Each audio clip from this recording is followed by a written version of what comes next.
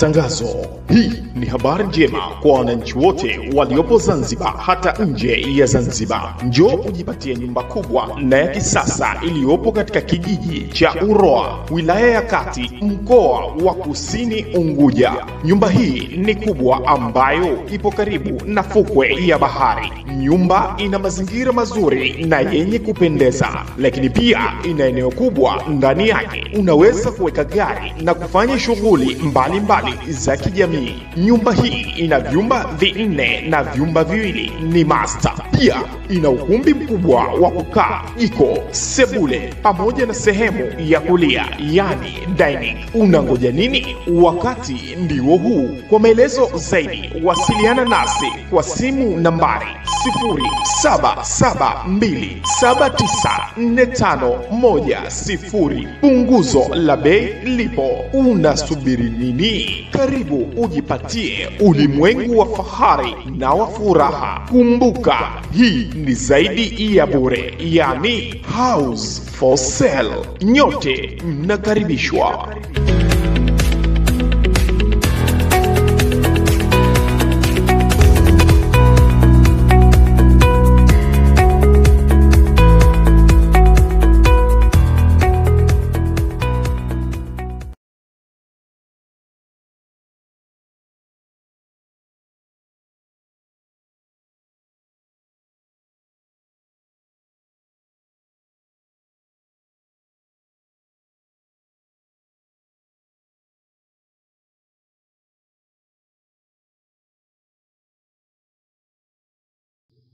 Ikiwa katika mambo ya lazima kama kwa mfano fardhu vile, ndani yake mna wepesi, asiyeweza kusimama akae kwenye swala, asiyeweza kukaa lale. Basi ikiwa katika mambo ya fardhu kuna wepesi kama huo, basi katika mambo ya nawafil kabisa. Tukiendelea katika mlango huu, tulikwisha kusoma hadithi 3, na leo kwa idhini ya Mwenyezi Mungu Subhanahu wa Ta'ala tunaondokea kwenye hadithi ya 4 katika mlango huu. An Abi Hurairah radhiyallahu anhu, kutokana na sahaba bwana Abu Hurairah, Mwenyezi Mungu amwiradhi, anasema anna nabii sallallahu alayhi wasallam qala, hakika mtume Mwenyezi Mungu amesema hivi: inna ad-dina yusr, hakika ya dini ni nyepesi. Dini ya Uislamu ikiwa imetokana na Mwenyezi Mungu hasa, basi ni dini nyepesi. Muislamu anatakiwa awe anafanya mambo ya dini huku akiwa anayapenda na anaona raha, kwa sababu ni nyepesi. Akiona mtu kabeba mzigo mzito wa dini, mambo yamemwelemea, anaweza kuhalika kwa hala kajiuliza, lakini nifanyavyo ndivyo? Mbona kwenye Uislamu kuna mambo mepesi na mimi sasa mambo yamenelemea? Akaendelea mtu na kusema, wala ni ushaddad-din, wala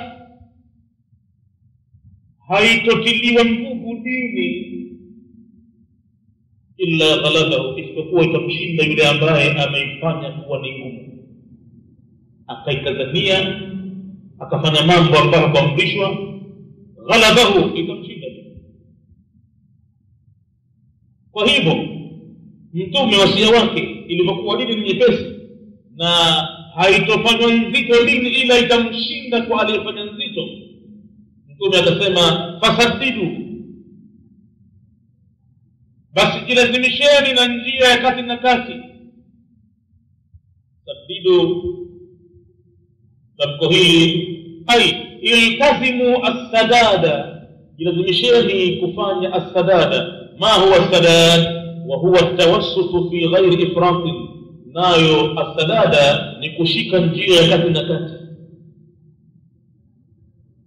fi ghairi ifrat, bila ya kupuuza na bila ya kudharau mambo. Unafanya mambo kwa muhimu, unafanya mambo kwa kuyajali, unafanya mambo kwa tamaa kwamba utapata thawabu akhira. Hapana kupuuza kitu, lakini unakwenda kwa njia katika kati. Hapana kukuelemea jambo la dini mpaka ikafika wakati uko na damu. Sasa nimechoka, subiri hizi nitapumzika kwanza kidogo. Ukipumzika kidogo katika mambo ya sunna itakuwa ni hatari. Khairul a'mali adwamuha, bora ya amal ni ile ambayo imedumishwa, wa in qalla, hata kama itakuwa ni kidogo sana umefanya, lakini kila wakati, kila siku. Ukifika wakati wako wa qiyamul layl tayari ushairuka, sio umefanya siku 2-3 uko na tu, bora kwa niache kwanza kidogo. Hapo ndipo umeangamia. Basi fasaddidu, jilazimisheni kushika njia kati na kati. Waqaribu, na kama hamkuweza kukamilisha ukamilifu wa mambo, basi angalau kamateni ile njia ya kukurubia katika ukamilifu wake. Qaribu, tabko hili yani idha lam tastati'u al-amala bil akmali, itapokuwa hamkuweza kutenda mambo kwa ukamilifu wake, fa'amalu ma yuqarribu minhu, basi fanyeni ambayo yanakaribiana kidogo. Hapana kuitenda lazima hapana. Utakuja kuiwacha njiani hili ni nyepesi kabisa. Siku zote unafanya ibada hali ya kuwa moyo wako umechangamka, wakati wako wa nishafi, unapenda kufanya ibada na unamaliza hapana maudhi yote ambayo umepata katika mwili wako. Hiyo ndio njia nzuri zaidi kuliko kufanya mambo ya ibada ukaona yamekuelemea, taabani, umechoka. Hapana, hapo utakuja kushindwa, utaacha njiani. Na ukiacha njiani ni katika uovu mkubwa zaidi mtu kufanya jambo la kheri alafu katika ile mbali. Ndio maana Mtume anasema la takun mithla fulan, usiwe kama mtu fulani, kana yaqumu min al-layli, alikuwa akisimama kufanya ibada usiku vizuri, thumma tarakahu, kisha akaachilia mbali kwa sababu ilikuwa mzigo mzito kwa kabila. Wakaribu wa abshiru, na vile vile peaneni bishara njema kwa kuipenda dini. Siku zote mnapowaidhiana Waislamu, mnapoamrishana mema na kukatazana mabaya, kwa upande wa kuyakabili mambo ya ibada, abshiru, peaneni furaha, peaneni jambo la bishara, kwa sababu dini ni nyepesi. Wasta'inu bil ghadwati, na takeni kusaidiwa na Mwenyezi Mungu katika kuyakabili mambo ya ibada, bil ghadwati, katika nafasi za asubuhi, warauhati, na nyakati za jioni, wa shay'in min ad-dulja, na sehemu kidogo katika usiku utakabiliana naye Mwenyezi Mungu kwa mambo ya haya ibada. Hii ni kinaya ya maneno kwamba siku zote ibada za sunna zitafutie wakati wako wa nishati, wakati unapokuwa mchangamfu. Tenda ibada hali ya kuwa unaipenda sana. Unaposoma Qur'ani kwa mfano, isome Qur'ani kwa uchangamfu, nishati, basi juzuu moja inakufaa sana kwa siku moja. Hasa ikiwa Qur'ani bado hujaizoea inakupa tabu, juzuu moja basi inakutosha. Na ikiwa huwezi kuipiga tafaa moja, basi unaweza kuikatakata kidogo kidogo, asubuhi robo, mchana robo, jioni robo, na usiku robo. Tayari robo ndio zimekwisha, juzuu imekwisha. Alimradi kila mwezi unapata hikma moja. Ni katika njia katika kati nzuri sana hiyo. Na kwa wale wasomaji waliokuwa mahir kwenye Qur'ani, tutaona Mtume kafika kwenye limiti gani, kwenye kiwango gani kawapa watu wasome Qur'ani. Wale wasomaji ambao ni mahir kwenye Qur'ani hawana wasiwasi. Lakini kwa msomaji aliyekuwa kidogo yuko chini, juzuu moja inamtosha kwa siku moja, na ataimaliza juzuu moja katika nishati, mchangamfu, hakuelemewa na mzigo mzito, hakufika mpaka kutukana kwenye Qur'ani kwa sababu kachoka. Sasa anarembea vitu tu, anatupa tu maneno ya ovyo, huku anasinzia, huku msafu unamtoka, mara atukana kwenye Qur'ani, ana habari. Hapana, ifanye ibada ukiwa mchangamfu. Haya ndiyo maana ya maneno ya ista'inu bil ghadwati war rawhati wa shay'in min ad-dulja. Hizi ni nyakati ambazo aghlabu mtu anakuwa mchangamfu. Asubuhi mtu akiamka anakuwa mchangamfu, jioni anakuwa kusapumzika katika mambo ya dunia kutafuta maisha, anakuwa mchangamfu. Ndio maana ukaona sports zote zinafanya jioni, na vile vile usiku mtu anakuwa mchangamfu kwa sababu kishapumzika pale anajitayarisha kulala, au kalala kwanza kaamka akhir al-layl pale na kumchangamfu vile vile smart kabisa, akikabili mambo ya ibada pale anayafanya kwa mchangamfu mkubwa. Hadithi hii mpaka hapo rawahu al-Bukhari, ameisimulia Imam Bukhari. Wa fi riwayatin lahu, lakini katika mapokezi mengine ambayo yeye Bukhari vile vile kaja nayo, anasema limetumika tamko la Mtume, anasema waqaribu, ikiwa hamwezi kuyakabili mambo kwa ukamilifu wake, basi angalau karibieni, fanyeni kukaribia angalau kidogo. Waqdu wa ruhu, na amkeni asubuhi mfanye ibada, wa ruhu, na vile vile jioni mfanye ibada, wa shay'un min ad-dulja, na kidogo sehemu katika usiku mfanye ibada. Hizi ni nyakati aghlabu mtu anakuwa mchangamfu, hakuchoka.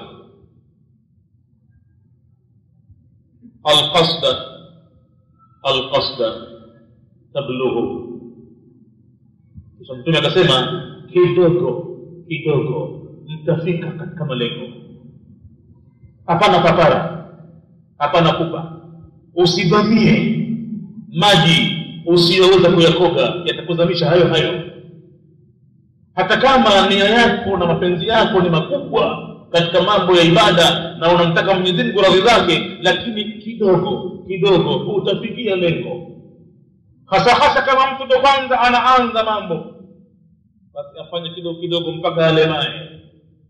Akishalemaa inakuwa haijambo kidogo, ameshapata kuwa na zuhudi, kuipa nyongo dunia. Kabla hajafikia mtu daraja kubwa, basi afanye al-qasda kidogo tablughu, na mtafikia lengo kubwa. Aliposema al-qasda ay ilzamu at-tawassut, ilazimisheni kuishika njia kati na kati fil amri, katika jambo, min ghairi ifrat wala tafrit, bila kudharau wala kupuuza. Usidharau, usipuuze ibada za sunna, lazima uwe nazo, lakini al-qasda fanya pole. Tablughu, na mkenda hivyo mtafikia kwenye lengo. Na qauluhu ad-dinu, pale Mtume aliposema inna ad-dina yusrun, neno dinu pale au katika pale wala yushadda ad-dinu, pale dinu imetiwa dhamma, anasema huwa marfu'un, imerufaishiwa kwa dhamma tamko la dinu pale, wala yushadda ad-dinu, na imekuja ala ma lam yusamma fa'iluhu, katika namna ambayo hakutajwa mfanyaji wake pale, na imekuja kwa lafzi wala haitofanywa ngumu dini, haitofanywa ngumu. Nani kafanya? Hakutajwa, ikija kwa nuni dhamma. Lakini waruya mansuban, na vile vile imesimuliwa mansub, nuni kuwa na fatha, yani wala yushadda dina. Hapa sasa itakuwa na wala hata kazanisha mtu kuitia nguvu dini akaifanya kuwa ni nzito. Kwa hivyo ruya lam yushadda dina ahadun, pale itakuwa katajwa ahadun yoyote, wala yushadda dina ahadun, na wala hataifanya nzito dini yoyote illa ghalabahu, isipokuwa tamshinda. Kwa riwaya zote mbili imekuja la yushadda dinu, na vile vile wala yushadda dina ahadun. وقوله صلى الله عليه وسلم إلا غلبه, na tamko lake Mtume aliposema isipokuwa itamshinda, ay ghalabahu dinu, yani itamshinda dini, ataiona chungu, ataichukia, mambo ya ibada yatakuwa ni mazito kwake kwa sababu hakufuata taratibu zilizowekwa. Atakuja kuikuta hiyo dini anaichukia, sasa inamuudhi. Ifike wakati akisikia adhana anaudhika, hilo balaa, kashughulika na kazi zake za kidunia, yuko kwenye biashara zake na hivi. Kwa hivyo pengine ile adhana badala ya kuipenda kwamba sasa ninaitwa na Mwenyezi Mungu, sasa nikaonane naye, nikazungumze naye, nikanongole naye, nikatake haja yangu kwake, badala ya kufurahia wito huo, pengine mtu utamuudhi. Utamuona kama unamkatia mambo pale ya riziki, yuko kwenye kazi zake pale kashughulika. Illa ghalabahu, hiyo ndio maana ya kwamba itamshinda. Ay ghalabahu dinu, yani itamshinda dini. وعجز ذلك المشاد na atashindwa huyo aliyekazanisha dini kuifanya nzito, an muqawamati dini, kutokana na kutekeleza mambo ya dini, likathrati turuqihi, kwa sababu ya ule wingi wa mambo ya sunna aliyoyabeba, kiasi ambacho sasa ilikuwa hawezi kufanya hata moja. Walghadwatu, na tamko la ghadwa lilotumika kwenye hadithi, sayru awwal nahari, ni mwendo mwanzo wa mchana, asubuhi mapema.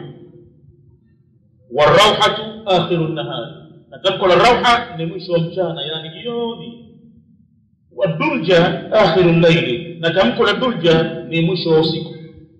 Wa hadha isti'aratun wa tamthilun, na katika mambo ya balagha hapa imetumika isti'ara, maneno ya kuazima, wa tamthilun, na kupiga mshabaha, wa maanahu, na maana yake itakuwa ista'inu ala ta'ati llahi, takeni msaada juu ya taa ya Mwenyezi Mungu Azza wa Jalla, bil a'mali fi waqti nashatikum, kwa kutenda mambo ya ibada katika ule wakati wa uchangamfu wenu, pale ulipokuwa ninyi unaiona raha. Usichague wakati uliokuwa mzito, chagua wakati ambapo sasa hivi ukifanya mambo kidogo unakuwa smart, ukuchoka. Wa faraghi qulubikum, na zile nyakati ambazo nyoyo zenu zinakuwa ziko faragha, hazina mambo ya mshughulika kwa dunia, pale fanya mambo yako pale. Akhirul layli, kwa mfano huna jambo la kushughulisha pale, hujaanza harakati za kidunia, basi moyo pale umekuwa na faragha, pale moyo unamwachia Mwenyezi Mungu peke yake. Bihaithu tastaliduna al-ibada, kwa hali ambayo mtaionea ladha ibada, unaona raha kabisa bila kiasi. Wala tasamuna, na wala hamchoki. Watablughuna maqsudakum, na kwa hivyo ndio mtafika kwenye makusudio yenu. Kama anna almusafira alhadiqa, kama msafiri aliyokuwa mwerevu, yasiru fi hadhihi alawqat, utaona anakwenda safari yake katika nyakati hizi, asubuhi na mapema, na jioni pale mwisho wa mchana, na vile vile anakwenda katika nyakati za mwisho wa usiku. Wayastarihu huwa, na anapumzika yeye, wadabatuhu fi ghairiha, na mnyama wake katika nyakati nyingine sio kwa hizo, anapumzika kwa nyakati ngumu. Saa 6 jua lama, saa 7 jua pale na kuwa jua kali.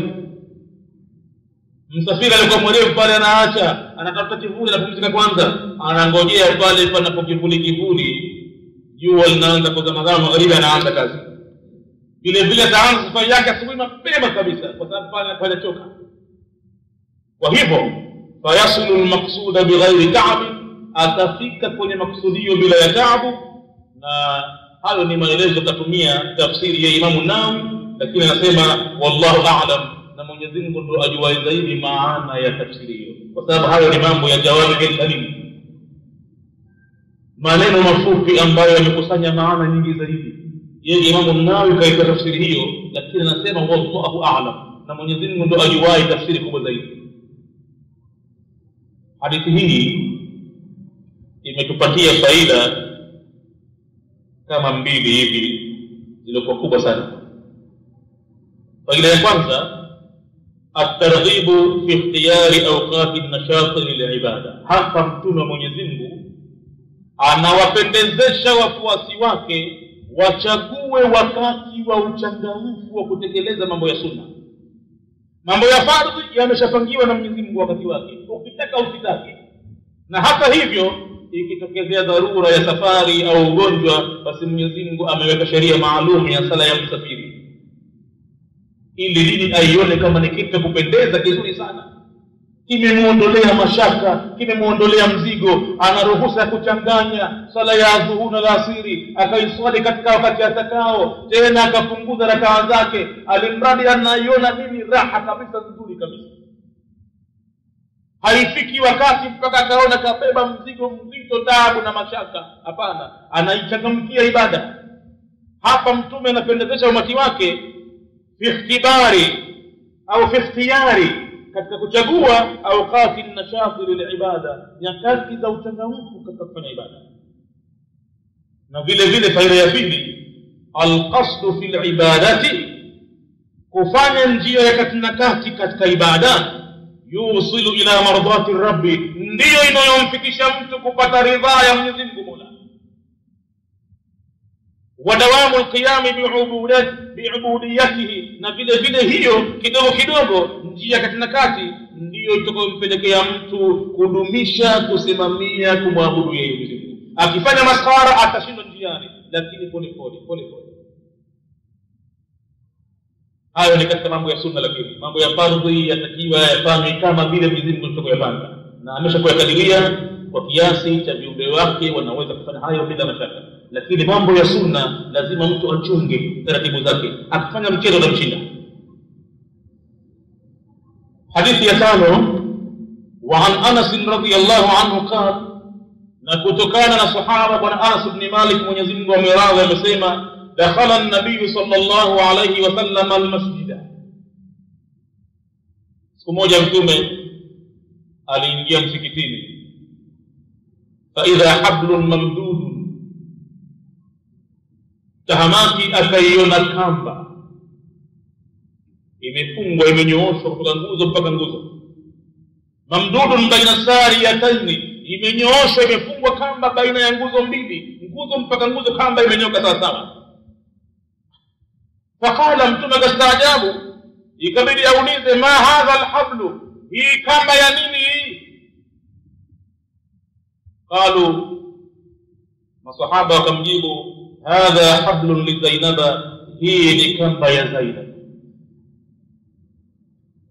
Anasema dakhala an-nabiy al-masjida, aliingia bwana mtume msikitini, fa idha, tamko hili fa idha hablun kullu min al-fa'i wa idha takunu lilmufajaa.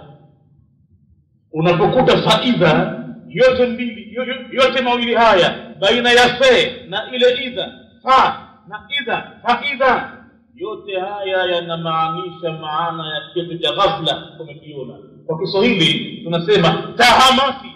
Mswahili ukimwambia tahamaki unammaanishia kwamba kwa ghafla akakuta hivi. Kwa hivyo kullu min al-fa'i wa idha takunu lilmufajaa, yote mawili haya, ile fa inapokuja inakuja kwa ghafla, tahamaki. Ingawa fa ni katika harfu inayomaanisha kuatifia mambo, lakini mtofauti baina ya thumma na wao. Fa inakuja lilmufajaa, kuonesha kwamba jambo limetokezea papo kwa papo, si kungojea kwa baadaye. Kwa hivyo na idha ndio hivyo hivyo, inapokuja yote mawili yakafanya kazi pamoja, basi walakin idha jitama'ata, yanapokusanyika pamoja kama hapa, ju'ilat ihdahuma lilmufajaa, moja wapo katika mawili yale itafanywa pale pale kuwa ni ghafla, wal ukhra zaida, na ile nyingine itakuwa imezidi tu, ni pambo la lugha tu. Kwa hivyo faida itakuwa moja imezidi pale, idha itakuwa imezidi, au fa itakuwa imezidi, lakini moja itafanya kazi ile ile ya kuonyesha kitendo kimetokezea ghafla. Basi fa idha hablun mamdudun, tahamaki mtume kwa ghafla anaiona kamba, siku zote ilikuwa haipo, anaikuta kamba imenyooshwa baina sariyataini, baina ya nguzo mbili. Asaria wal ustuwana bimaana wahidi, wakati mwingine hutumika ustuwana na wakati mwingine hutumika saria kwa maana moja. Wa hiya daamatu, nayo ni nguzo, allati yu'tamadu alaiha saqfu, ambayo huegemewa dari, ni ile nguzo ya mihimili ambayo dari ya juu huegemea. Kwa hivyo ni nguzo kama hizi tulizoziweka, huitwa ustuwana au huitwa saria. Walmuradu bisariyatani, na makusudio yake ni nguzo mbili, allatani, ambazo kanata fi janibi almasjid, zilikuwa pembezoni mwa msikiti wa mtume wakati huo, ndio zilikuwa zimezuia msikiti ule dari yake. Basi kamba imefungwa kati ya nguzo mbili hizo. Fakala, mtume akauliza, ma hadha alhablu, hii kamba ni ya nini? Hakuyawacha mambo kama yalivyo, maana nyumba ya Mwenyezi Mungu ile, nyumba ya kuabudiwa Mwenyezi Mungu ile, halitokutika na jambo ambalo mtume alitambui isipokuwa ataniulizia, mbona hapana kitu kadhaa kadhaa hapa, cha nini hichi? Kama atajibiwa kwamba ni kitu ambacho ni kwa maslahi ya ibada, basi. Lakini jawabu lilopata, qalu hadha hablun li Zainaba, hii ni kamba ya Zainab. Zainab huyu ai Zainab binti Jahshi ummul mu'minina, ni Zainab binti Jahshi mama wa Waislamu, mkewe Mtume. Ni kamba kaifunga mkewe Zainab binti Jahshi aliyokuwa mwanzo kabisa kaolewa na Zaid ibn Haritha, na baada ya kuachwa na Zaid ibn Haritha ambaye alikuwa ni mtoto wa kulea wa Mtume, Mtume akapata amri kwa Mwenyezi Mungu, fa idha qadha Zaid minha waqaran zawwajnaka, akimaliza Zaid haja yake kwa mke huyo, tunakuozesha wewe Muhammad, ila yakuna harajun fi azwaji adiyai almu'minin au adiyaikum, ili isipate kuwa ni vibaya au kinyaa au ni uchuro kuhusiana na wake wa watoto wenu wa kulea. Akimwacha mke mtoto wako wa kulea, unamuoa wewe. Mwenyezi Mungu anavunja hapa bila mbaya kwamba mke wa mtoto wa kulea anakuwa kama sawa sawa na mwanawe, si mwanawe. Huyu ni Zainab binti Jahshi, alikuwa amefunga kamba kwenye msikiti wa Mtume, Masjid an-Nabawi pale Madina. Radiyallahu anha madatu, alifunga kamba hiyo, wa kanat hujratuha bijiwari al-masjid, na chumba chake bibi Zainab binti Jahshi ilikuwa ndio kiko upenuni mwa msikiti pale, kwa hivyo ni rahisi kuingia mara moja. Wakamjibu hili kamba kaweka Zainab, fa idha fatarat, anapohisi kachoka anasinzia taabani katika qiyamu layli, ta'allaqat bihi, huining'inia kamba hii asianguke Zainab huko anaendelea na ibada. Allahu akbar, sami'a Allahu liman taabani. Anapokuwa anajihisi kachoka na yumba atakuanguka, basi kamba inamsaidia hii, anakwenda nayo mwenyewe. Masahaba wanamjibu na Mtume jambo hili, na aliposema fa idha fatarat, yani fa idha kasalat anil qiyam fi salati, anapoanza kuona uvivu kusimama katika swala, au anil ibadati, au ibada yenyewe nzima ile, hata kama katika tahiyatu anasinzia baada kuanguka, basi huegemea kamba. Faqala an-nabiy sallallahu alayhi wasallam, basi pale bwana Mtume sallallahu akasema, hulluhu, hayafungueni upesi kamba hii, sitaki kuiona kuanzia sasa. Kisha Mtume akatoa wasia wake, akawaambia masahaba, liyusalli ahadukum nashatahu, na asali mmoja wenu katika hali yake ya uchangamfu. Nashatahu ay waqtu nashatihi wa irtiyahihi, asali mmoja wenu katika ule wakati ambao anaionea raha ibada na anaona mchangamfu, hakuchoka, anakwenda kwenye rukuu hali ya kuwa makini kabisa, anarejea kwenye ikidali kabisa, anafurahia jambo lile, anakwenda kwenye sijda yuko makini kabisa mzima, hajaanza kusinzia. Na asali mmoja wenu swala sunna katika wakati wake wa uchangamfu. Fa idha fatara, anapoanza kuona uvivu, anapoanza kuchoka, anapoanza kunyong'onyea kwa usingizi, bali yarkud, basi naende akalale pale aondoke kwenye sala. Bali yarkud, basi naende akalale. Alhadithu muttafaqun alayhi, imewafikiwa kutajwa kwake na maimamu wawili, Bukhari na Muslim. Tunapata faida katika hadithi hii kama 5 hivi. Anasema faida ya mwanzo, al-Islamu dinu taysir. Tuko pale. Hadithi inafahamisha kwamba Uislamu ni dini ya wepesi. Dinu taysir ni dini ya wepesi, inamfanyia muumini wake dini hii mambo ya wepesi. Na faida ya pili tunaipata, at-tanaffulu jaizun fil masjid, ibada ya sunna inajuzu kwenda kufanywa msikitini vile vile, ingawa nyumbani bora zaidi. Lakini pengine kuna dharura, watu wanaishi pengine katika hali ngumu ya maisha, hakuna nafasi nyumbani hata pa kuweka mswala kuswali. Kutokezea hivyo katika familia ya watu, ukumbini ndo tena usiku ukiingia panakunjwa kila kitu, watoto dalili hapa. Kwa hivyo kama samaki pale kumtele, alimradi kuna sehemu nyingine ndio anaweka mtu mabaskeli yake, maghasia yake, hakuna pa kufanya ibada. basi inabidi mtu aende msikitini akafanya ibada jaiz, inajuzu bwana. Hadithi inatupatia faida. Mtume hakugomba kwamba kwa nini Zainab ukenda msikitini ibada hiyo unafanya, hapana. Kagomba yeye kwamba kwa nini unafunga kamba. Ni kuonyesha kuwa at-tanaffulu jaizun fil masjid, kufanya ibada ya sunna inajuzu msikitini, lirijali wan nisa'i, kuanzia wanaume na kwa wanawake pia. Faida ya tatu, izalatul munkari bil yadi. Hadithi yatuonyesha kuondosha uovu kwa nguvu za kutumia. Kwa nikikitako mimi ukaona kwamba haitosii sala yako, ukaona nitasali kwa miegemeo yangu, haifai. Hata kama mtu ataona hafiki kwenye sijida kusujudu kifupi chake, akaona nitaweka kitu mbele yangu hapa kama kiti, ubao hivi na nini, nitasujudia juu yake, haifai.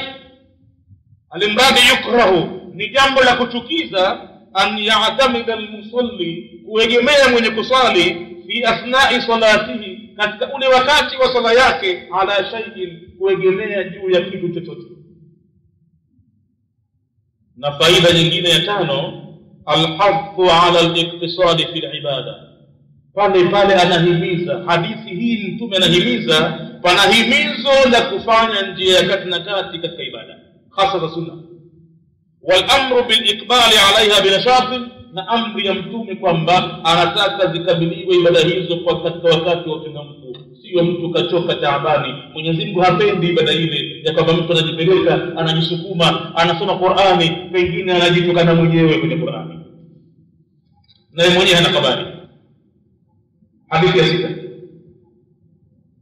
ya sita, wa an Aisha radhiyallahu anha, na kutoka kwa bibi Aisha, Mwenyezi Mungu amwiradhi, anna Rasulullah sallallahu alayhi wasallam qala, yaqam mjumbe Mwenyezi Mungu amesema, idha na'asa ahadukum wa huwa yusalli, atakaposinzia mmoja wenu na ilhali anasali. Idha na'asa, neno na'asa linasomwa bi fathi al-aini, kwa fatha ya aini kama lilivyo hapa na'asa, hivyo itakuwa fil madhi, katika kitendo kilichopita. Na wadhammiha, itabidi aini itiwe dhamma kwa wale ambao wanaogelea katika elimu za sarfa. Basi tamko la na'asa linapokuja kwa dhamma ya aini fil mudhari', katika kitendo cha mudhari', hapa itakuja na'asa yan'usu, na sio na'asa yan'isu. Na'asa yan'usu kwa watu wanaogelea katika fani za sarfa. Wan-nu'asu, na hili neno nuasi sasa kwa ismu, muqaddamatu an-nawmi, ni pale kunapokuwa na utangulizi wa usingizi. Kusinzia ni ule mwanzo wa usingizi mzito. Kwa hivyo nuasu ni lepe la usingizi, ndio kwanza mtu anaanza kulala, na hayo yanakuwa mtu anaposwali huwa anapata kitu kama kile. Kwa mfano, basi wasia wa mtume, idha na'asa ahadukum, pale ambapo amesinzia mmoja wenu, wa huwa yusalli, na ilhali anaendelea kuswali, bali yarqud, basi na kalale. Na pale aliposema wa huwa yusalli, almuradu bisalati salatu nafila, hapa madhumuni yake imekusudiwa ni swala ya sunna. Idhi faridatu qalilatu miqdari, kwa sababu swala ya fardhi ni kiwango kidogo kimewekwa, hadiriki mtu kusinzia tena. Wewe unasinzia katika swala ya fardhi, wewe utaweza kufanya nini? Rakaa zenyewe ni 4 dakika 5 hazifiki, unalala ndani ya swala ya fardhi. Nobe, wako watu wanalala ndani ya swala ya fardhi bwana, ile kifungo takbira kuingia tu, hajaanza kusema lolote, kisha kuegemea na koroma. Na ukikujia ukatili ukampiga chenga chini, unamuumiza mtu wote au mtu mzima wote, itabidi umbebe umsaidie hivyo, utamwonea huruma, kwa sababu anakoroma hasa usingizi mzito. Dunia kaishughulikia mtu hata inafika kwa kusali sala fardhi yuko taabani, kachoka. Kwa hivyo swala ya fardhi imekadiriwa kwa ni wakati mdogo mdogo, kila kipindi hakichukui hata dakika 5, na kikifika dakika 5 basi swala hiyo imesodiwa kwa kusudi kubwa sana. Kwa hivyo sio inazungumzo hivi kwenda kanale, hapana. Swala ya fardhi mtu aingie pale smart, akadirie mambo yake ya kidunia anayofanya, zile dakika 5 zile anazoitwa kutekeleza ibada ya Mwenyezi Mungu, ahakikishe kwamba nitaimaliza hali ya kuwa niko makini na kijua ninachozungumza mbele ya Mola wangu. Katika ibada ya sunna ndio pale mtu kapewa uwanja wa kuendelea haraka chungu nzima kisomo chake, akiwa anaweza juzuu 5 juzuu 6 katika rakaa moja, haya naende. Lakini sasa atahadhari, akija akianza kusinzia basi na akalala. Falyakhud na akalale, ai falyansarif ani salati, yani na aondoke kwenye swala baada tamamiha, baada kuzikamilisha zile rakaa mbili zake zile. Akishaanza kujisinzia basi rakaa zake pale mbili azifanye pungufu. Tena kuondoka kwenyewe sio kama anajiondokea tu, anaondoka kwa mpango maalum. Wa yakunu dhalika bisalami, lazima aende chini pale akatoe salamu, avunje kila yake refu alokwenda nayo, aanze kuisoma kama sasa hatari, sasa ninakaribia kutokana, sasa ni katika swala pale pale avunje, arukuu, aitabili ende zake tahiyatu pale, atoe salamu, aivunje ile kidole kwanza, atakuja kuendelea labda kwenye akhiri layl. Na huko kutoa salamu ndiko kuna kuvunjika kwa swala, fardhan kana fi salatu am naflan. Swala hiyo kama itakuwa ni fardhi au ya nawafil, kuvunja kwa fardhi kwa sala si kujiondokea tu, labda iwe swala ya vita hiyo ndio unaweza kuondoka ukenda pengine huko na swali. Lakini kama mtu katulizana, basi swala inavunjwa kwa salamu. Sahihi. Mtume kaendelea, falyarqud hatta yadhhaba anhu an-nawm, mpaka umuondokee yeye usingizi. Fa innahu, kwani kwa hakika, idha salla wa huwa na'ishun, pindi atakaposwali na hali ya kuwa anasinzia, la yadri, hajui, la'allahu yadhhabu yastaghfiru, huenda yeye mwenyewe akajiona na kwenda katika maneno ya kutaka msamaha kwa Mwenyezi Mungu, fayasubbu nafsahu, na akawa anajitukana nafsi yake. Kumbe fayasubbu nafsahu, na akawa anajitukana nafsi yake, ai yani yatalaffadhu bima la yaqsiduhu, huenda mtu akatamka maneno pale ambayo hakuyakusudia yakamtoka mdomoni kwa sababu ameshaanza kusinzia, lighalabati nuasi, kwa sababu ya kuzidia usingizi. Mithlu an yaqul, kwa mfano huja mtu akasema, Allahumma la taghfirli, Mwenyezi Mungu usinisamehe mie kama siku utakavyo. Ndio maana yake yuko tahabani na kwenda kule, basi amekusudia kusema Allahumma ighfirli warhamni wajburni warzuqni wahdini wa'afini wa'afini, kafika kwenye kitako baina sajdataini. Lakini kwa kuwa anasinzia inaweza kumtoka pale Allahumma la taghfirli, Mwenyezi Mungu wewe usinisamehe mimi. Hakika na kuna mengine kuliko hayo, na zaidi yake ni kwenye Qur'ani bwana. Kwenye Qur'ani pahala penye shadda kama kuitia shadda maana inabadilika, pahala penye mada kama kuivuta mada maana inabadilika. Na mada hiyo kama itakuwa ni haraka 6 lazima uipeleke 6 ndio itatimia ile maana ya Qur'ani. Sheki uvute kwa mfano, qul az-zakaraini harrama, ndio ile maana ya Qur'an takasasawa pale. Je, wale madume wawili ndio Mwenyezi Mungu ameharamisha, amil unthayaini, au majike mawili? Lakini ukisema qul az-zakaraini harrama, itakuwa kama unatoa habari madume mawili Mwenyezi Mungu ameharamisha, kama unaprove kwamba madume mawili Mwenyezi Mungu ameharamisha, na hali ya kuwa sivyo ilivyo. Sheki ukamilisha haraka 6, qul Allahu adhina lakum am ala Allahi taftarun.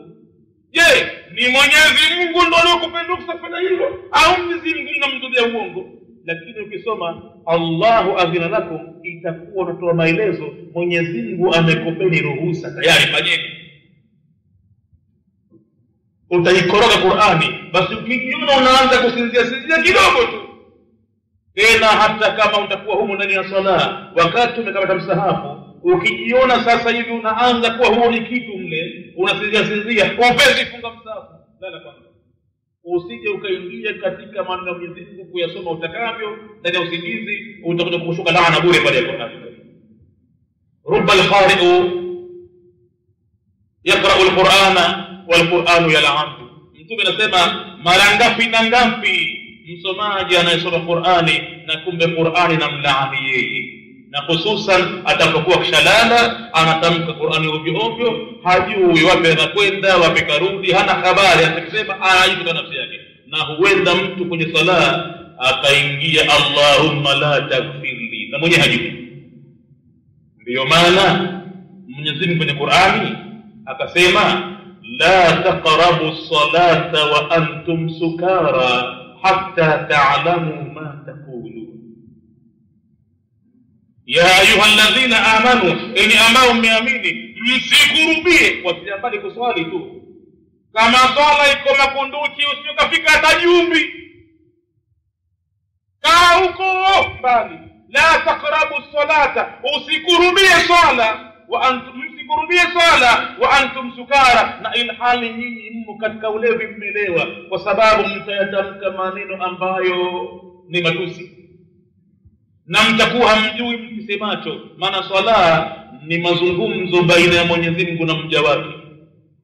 Idha aradta an tukallima Allah fadkhul fi salati, utakapotaka kumsemesha Mwenyezi Mungu ingia kwenye swala, utamsemesha Mwenyezi Mungu. Wa idha aradta an yukallimaka Allah, na ukitaka Mwenyezi Mungu akusemeshe wewe, faqra'il Qur'ana, soma Qur'ani, Mwenyezi Mungu atakuwa anakusemesha mle maneno. Sasa ilivyokuwa kwenye swala kuna mambo yote mawili, kuna wewe kumsemesha Mwenyezi Mungu na kuna Mwenyezi Mungu kukusemesha wewe kwa Qur'ani. Basi hapo tahadhari, Mwenyezi Mungu anazungumza na mja wake hapo. Idha salla al-'abdu fa innahu yunaji rabbahu, mtume anasema mja akiswali ananong'ona na Mola wake pale. Sasa manong'ono wenyewe tena isije ikawa umemdharau Mwenyezi Mungu kiasi ambacho unasinzia kwenye ibada. Utathubutu kusinzia mbele ya mkubwa wako wa kazi? Na kazi hiyo na isiwe ya serikali, iwe ya mtu binafsi. Uko kwenye factory tu ya sonara tu basi, bosi pale amekwambia kwamba sasa hivi dhahabu hii atakayivunjwe iyayushwe ili ifanye kitu kingine, wewe umeshasinzia. Atakwambia ukijui tahamaki na haribu mali ya watu, atakufukuzia bali kazi bosi. Kwa mfano kama huo, kwa akili hiyo hiyo itumie kwa Mwenyezi Mungu mbele yake. Unazungumza naye nini? Mikono inateremka kipandishwa taabani, kisha kuwa na koroma kamwegemea mtu. Matokeo yake ni kwamba ndani ya Qur'ani, kwa mfano sala ya jamaa inasaliwa sunna mwezi wa Ramadhani labda, au hata sala ya fajr, ndani yake kuna aya zimefanana na ghairi al-maghdubi alayhim waladdallin. Kuna aya zimazo kwa mfano wa in kuntum min qablihi la min ad-dallin, na haka mlikuwa nyinyi kabla ya Mwenyezi Mungu kukongoeni mlikuwa ni katika wapotevu. Pale kama alikuwa mtu akisinzia kwa kuwa waladdallina, itamtoka amin peke yake msikitini, amin.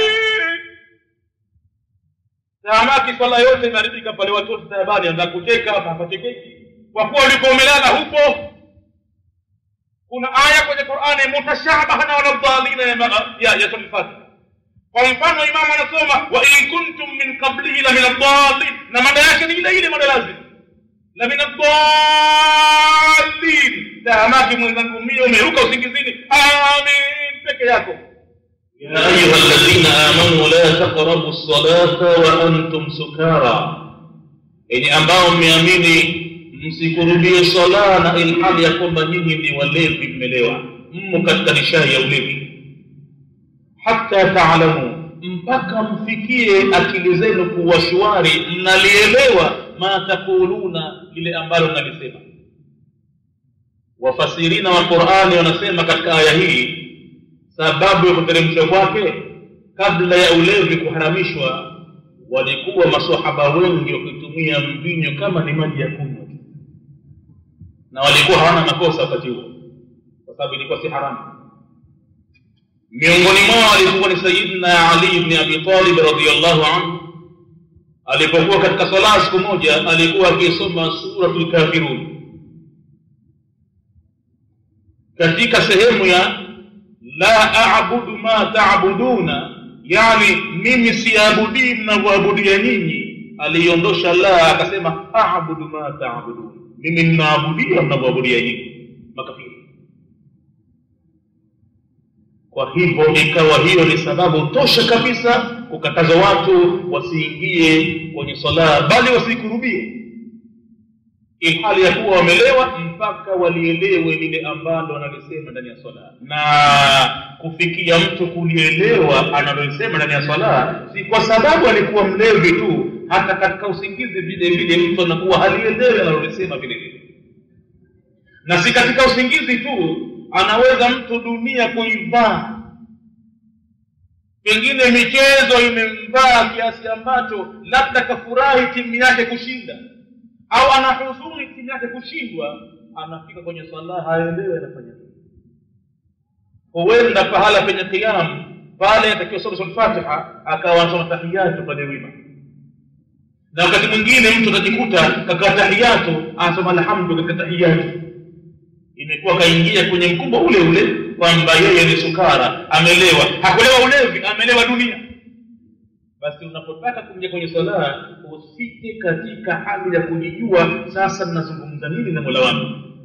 Na ikiwa ni imam ndo anaosoma, basi ujue sasa anasema nini imam. Hiyo Qur'ani maneno yake ni namna gani hivi sasa? Panaamrishwa nini? Panakatazwa nini? Unaitabiri.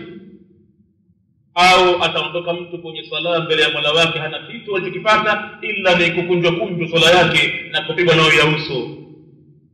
Na huko sala inamwapiza kwa kumwambia dhayyaka Allah kama dhayyatani, Mwenyezi Mungu akupoteze na wewe, akudhalilishe na wewe, akuharibu kama ulivyoniharibu mimi. Sahihi. Hadithi hii kwa hakika kuna faida mbili kubwa zinapatikana ndani yake. Faida ya mwanzo, karahatu ijhadi nafsi bil ibada, ni uchukivu wa kuitaabisha nafsi ndani ya ibada, iwe inafanya ibada mpaka imekuwa ni machofu, tabu, yataabika mpaka kafika mtu anasinzia hajui akisemacho. Hii makruh. Na faida ya pili, al-iktisadu, pale katika mlango tupo al-iktisadu fi ta'a, mtu ayojia katika kati katika utiifu, wa tarku al-ghuluwi fil ibada, na aache mambo ya kupindukia mpaka katika ibada, huenda yakamzamisha hayo. Kila kitu kinafanywa kwa kiasi. Tukitoka katika hadithi ya 6 tunaingia katika hadithi ya 7. Hadithi ya 7, wa an abi Abdullah Jabir ibn Samura, na kutokana na baba yake Abdullah bwana Jabir ibn Samura radhiyallahu anhuma, Mwenyezi Mungu awe radhi na mwanawe, qala, amesema, kuntu usalli, nilikuwa mimi ninaswali ma'a nabii sallallahu alayhi wasallam, pamoja na mjumbe wa Mwenyezi Mungu, as-salawati, swala nyingi.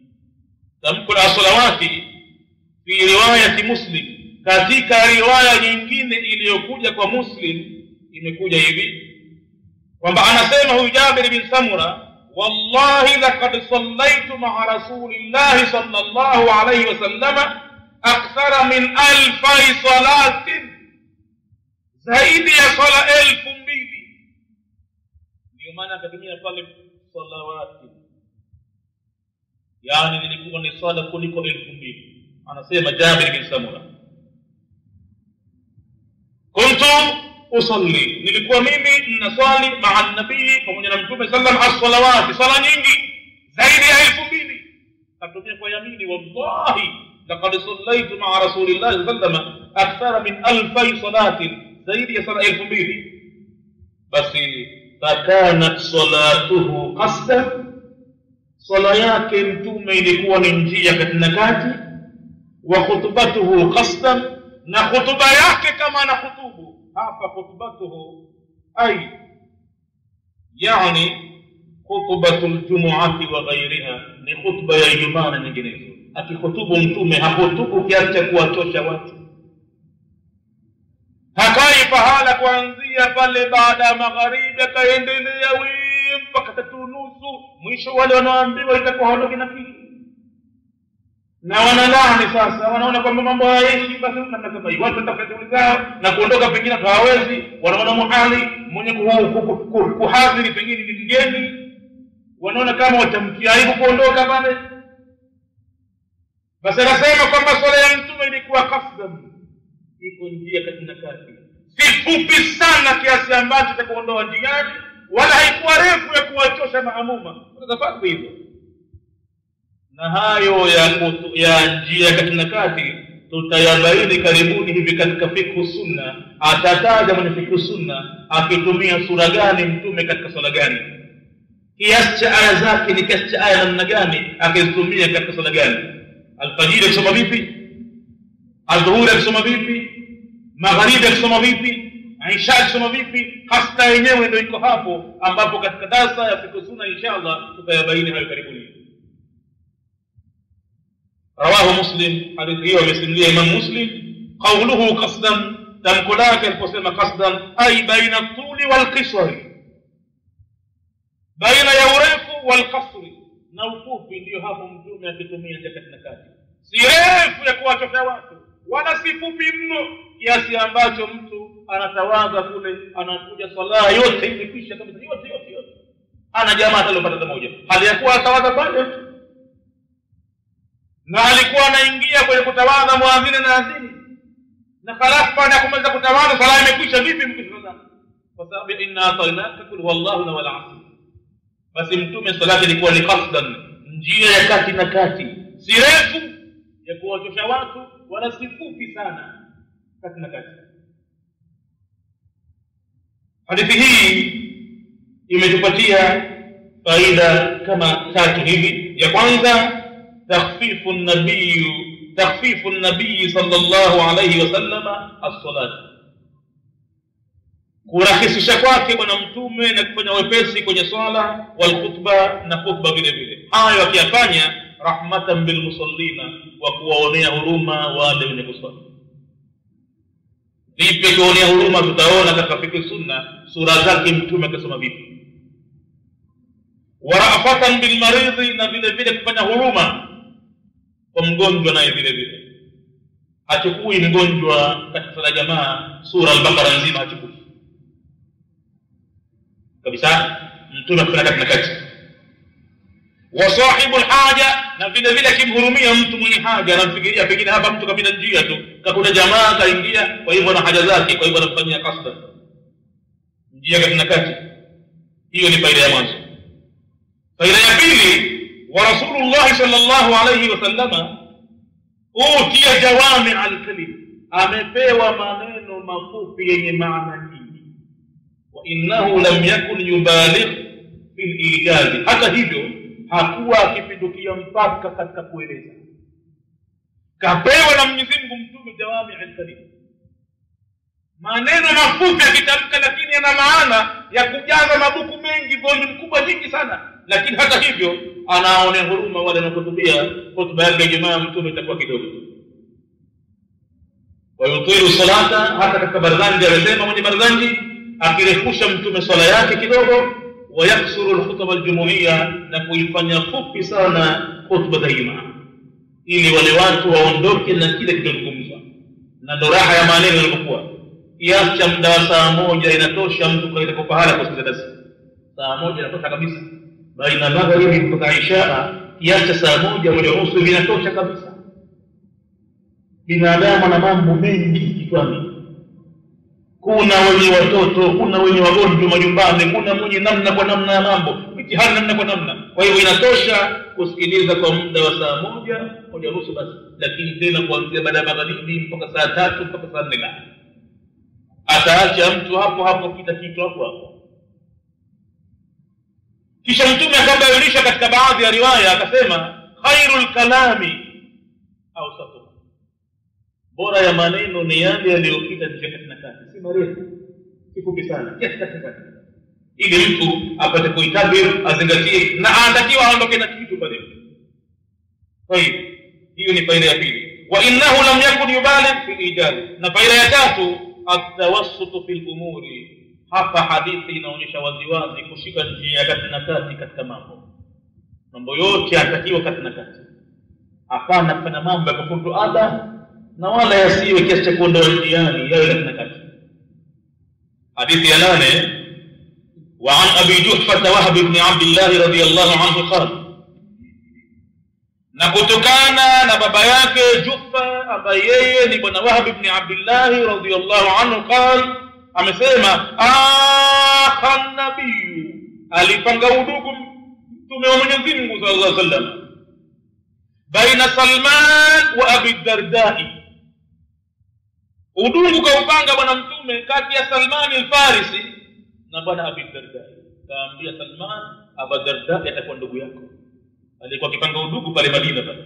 Baada ya kufika pale wale muhajirina na ansari, ikawa mtume anapanga udugu pale. Ila Ali akamwambia, wewe ni ndugu yangu mimi, sikupi ndugu yangu mtu mwingine, wewe ndugu yangu mimi.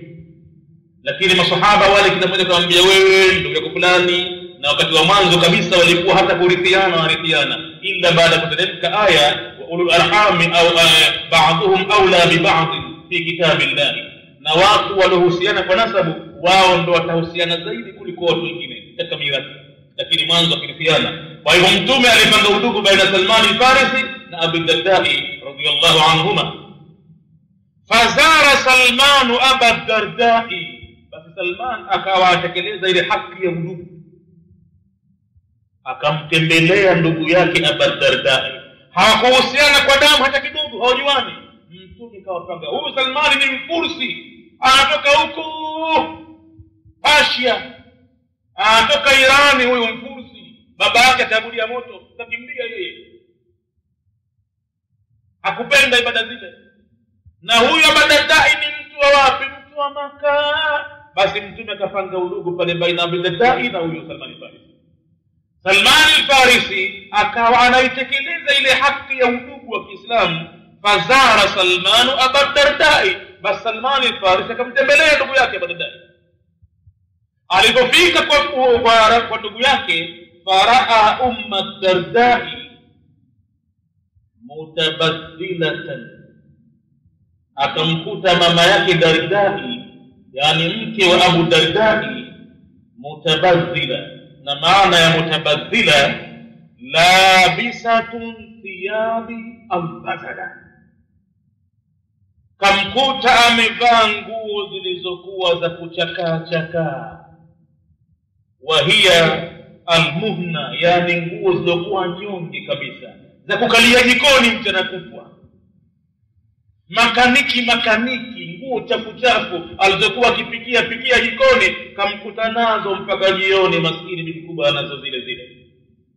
Walmuradu, na madhumuni ya kusema kwamba hapa amemkuta katika hali ya mutabaddala, yani madhumuni yake ghaira mu'taniya, hakumkuta amejipamba bimadhhariha, katika ile hali yake ambayo atakuwa awe nayo mke kwa mume. Wa tarikatu lubsi thiyabi azina, na madhumuni yake ni kwamba aliwacha kuvaa nguo za mapambo ambazo anatakiwa mwanamke kifika jioni madhara na mumewe, basi awe yeye ni kioo cha yule mume, awe kila mara anamvutia mume, asichoke kukaa nyumbani kwake, kila mara anafurahi kumwangalia mkewe vile alivyo. Salman al-Farisi anajua kawaida ile, ndio maana ya mke. Alipokuja na mkuta mama yake Darda yuko katika hali nyonge, hali dhalili, nguo za kupikia jikoni mchana za kondea kondele kamkuta nazo zile. Basi fakala, akustahimili Salmani, akamuuliza, masha anuki, wewe shemegi, hebu niambie nini hali yako? Akapahala, mimi nimekuja leo pana msiba kidogo. Atakujua Salman al-Farisi, mbona katika kama hiyo pameondokea kwa jamaa zako nini? Masha anuki, kuna nini wewe? Ai, limadha anti ala hadhihi al-hala, kwa nini wewe uko katika hali hii? Anakusudia Salman al-Farisi, masha anuki, limadha anti fi hadhihi al-hala, kwa nini wewe saa hizi uko katika hali kama hii? Qalat, bibi huyo akajibu, shemegi wewe unayatafuta mengi na kuona, na mtaka nyingi na nasaba upata mwingi msiba shemegi. Bibi akamjibu akamwambia, akhuka Abu Darda, ndugu yako huyu uliokuwa na mtume Abu Darda, laisa lahu hajatun fi dunya, huyu kaka yako hana haja na dunia. Ndio maana mimi kanikuta hivi, angelikuwa huyo namna hiyo aliyokuwa atakiwa mtu mume awe kwa mkewe, saa hizi mengi kwa chenga tu ungeniona wewe. Saa hizi ingelikuwa nishavikusanya vya sumini vyangu mathalan kwa mfano na viudi vyangu mwenyewe vya mawardi, na nishajipatia mwenyewe kanga mbili zile mpya pengine na kadha na ungekuta nyumba hii na nukia vitu fulani hivi. Hivyo ndo nyumba ya mke na mume atakiwa iwe. Japokuwa hana vya kunukia, lakini angalau ile mandhari yake, madhari yake inaonekana kwamba ni mtu, mke wa mtu, na mumewe yuko pale hakosafiri. Wakati mwanamke mumewe yuko pale ajulikane kwamba sasa mumewe yuko, na wakati anapokuwa hayupo basi ataka katika hali yoyote mwenye utakatifu. Ndio maana bwana Mtume sallallahu alaihi wasallam anaporejea safari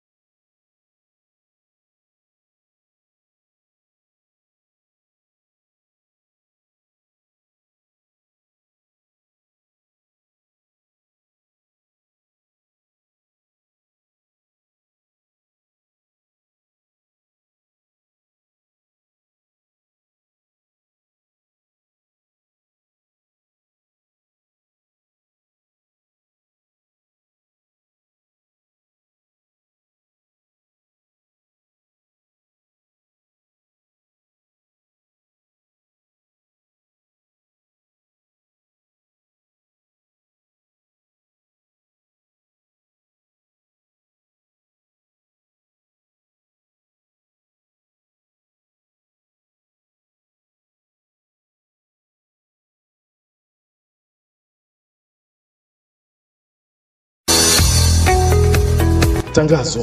Hii ni habari njema kwa wananchi wote waliopo Zanzibar hata nje ya Zanzibar. Njoo ujipatie nyumba kubwa na ya kisasa iliyopo katika kijiji cha Uroa, wilaya ya Kati, mkoa wa Kusini Unguja. Nyumba hii ni kubwa ambayo ipo karibu na fukwe ya bahari. Nyumba ina mazingira mazuri na yenye kupendeza, lakini pia ina eneo kubwa ndani yake. Unaweza kuweka gari na kufanya shughuli mbalimbali za kijamii. Nyumba hii ina vyumba 4 na vyumba 2 ni master. Pia ina ukumbi mkubwa wa kukaa, jiko, sebule pamoja na sehemu ya kulia, yani dining. Unangoja nini? Wakati ndio huu. Kwa maelezo zaidi wasiliana nasi kwa simu nambari 0772794510. Punguzo la bei lipo. Unasubiri nini? Karibu ujipatie ulimwengu wa fahari na wa furaha. Kumbuka, hii ni zaidi ya bure, yani house for sale. Nyote mnakaribishwa.